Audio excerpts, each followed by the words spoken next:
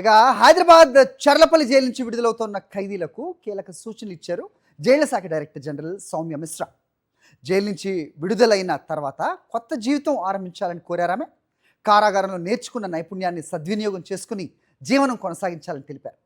మొత్తం విడుదలైన 91 మందిలో 38 మందికి పెట్రోల్ పంప్స్లో ఉద్యోగ నియామకాలతో పాటు 4 మహిళా ఖైదీలకు కుట్టు మిషన్స్ అందజేశారు. ప్రిజన్ లోపల ఒక లైఫ్ లీడ్ చేశారు.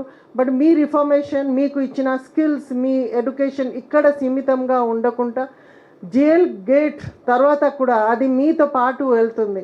మీరు అది సదుపయోగం చేసుకుని మీరు ఒక మంచి పౌరులుగా బయట వెళ్ళి బతుకుంటే మాది ఎంత ఎఫర్ట్ లాస్ట్ ఒక 10 సంవత్సరం నుంచి 15 సంవత్సరం నుంచి మీ మీద చేసిన ఎఫర్ట్స్ సార్థకంగా అవుతుంది అని మేము భావిస్తున్నాము.